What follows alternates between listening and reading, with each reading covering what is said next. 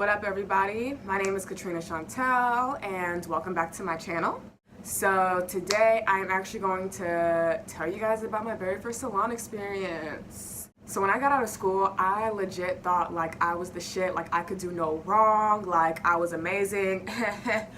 I got this. Like that's legit how I felt when I got out of school. So you know, I went to Aveda.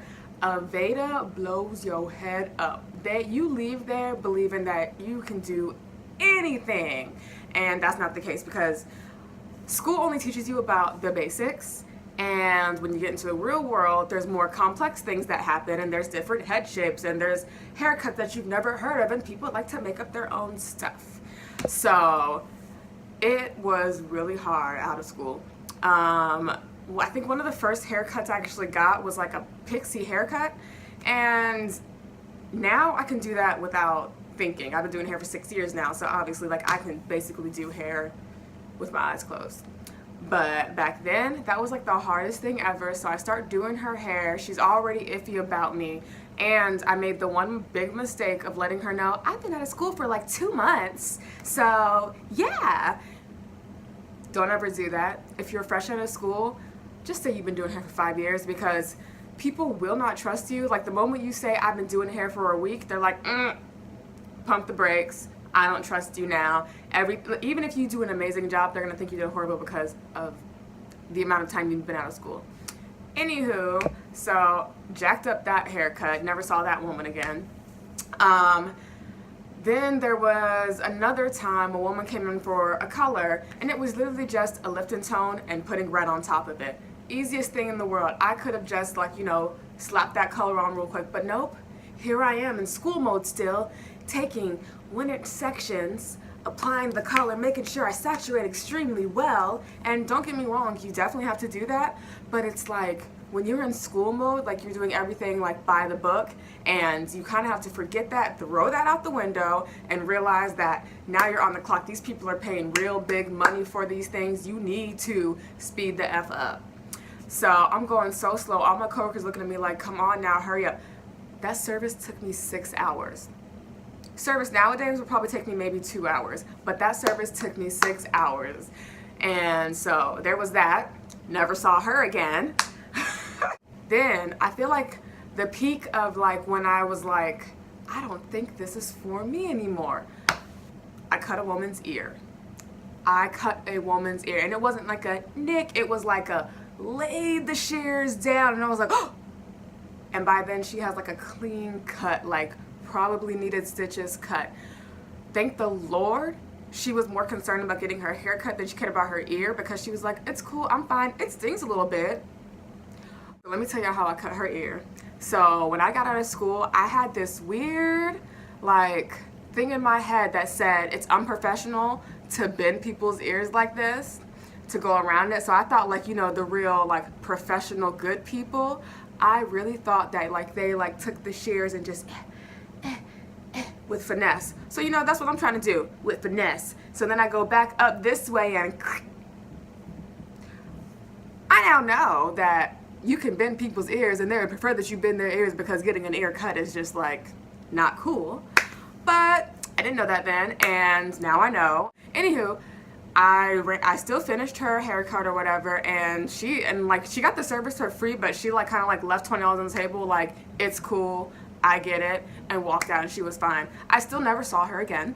Basically, my complete downfall was dreadlocks.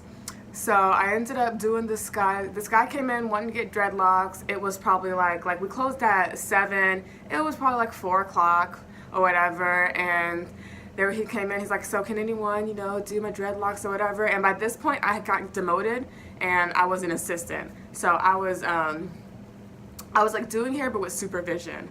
But he came in and wanted dreadlocks, and I did my boyfriend's dreadlocks at the time, and so I'm like, I can do them or whatever. So he comes back, and I even remember like the lady who I was assisting kind of looking at me like, are you sure you can do it in time, kind of a thing. Like, we close at 7, and I'm like, I got this, I'm good, I got this. And by this time I had been there for like 4 months, so I'm like, I ain't messed up in a minute, I got this. No. So I did his dreadlocks. I ended up doing them wrong. Like, they were new dreadlocks, and so basically I clipped them at the root. When with new dreadlocks, you should probably clip them at the ends, and maybe even the root too, if like in the middle or whatever. Anyways, I clipped him at the root, and so while he was under the dryer, basically the whole bottom part unraveled and just became poofy, and yeah. It just wasn't a good, it wasn't a good situation. And then he ended up having to get them redone because like I feel like the other two stylists that were there, they had a feeling like, I just don't think this is gonna go right. So they had left, but they had came back. They were going out that night. They came back and just kind of sat there like, oh, we don't want to leave you in here by yourself. AKA, you probably gonna fuck up, so we gonna be here just in case. And that's what happened. I fucked up, and his hair unraveled, and he was mad, and he was just like, what the fuck, da-da-da-da-da. So then he spent another 3 hours there getting his hair retwisted. I ended up sitting there for most of it until he was under the dryer, and by the time he got under the dryer, I ended up going home. But I just remember even before that, like, this is just not for me. Hair is not for me. Like, I'm not gonna do this. I'm gonna go back to being a server. Fuck it. Like, I just wasted all this money on school for nothing, for no reason, just to suck. And I ended up applying at one of those, you know, corporate stores. I was actually in a Walmart, at the Walmart salon, and a lot of people go in and out of there, and randomly, which worked out in my favor, a lot of people expect to get fucked up. Like, they go into Walmart fully expecting to get fucked up. We're like, fuck it, I'm gonna take that chance. So it worked out for me. I fucked some people up. I got good. And then 3 months later, I ended up moving to a bigger corporate salon who had more walk-ins. And in there, I kind of really perfected my craft. And now I have a clientele. I do much more amazing hair than I did when I first started. Like, I sucked.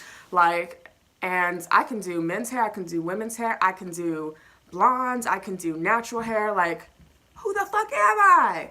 If you would have told beginning of my career me that I would have been where I am today, making money, only working 4 days a week to do hair and still being able to pay all my bills alone with a child, I would have been like, you're funny.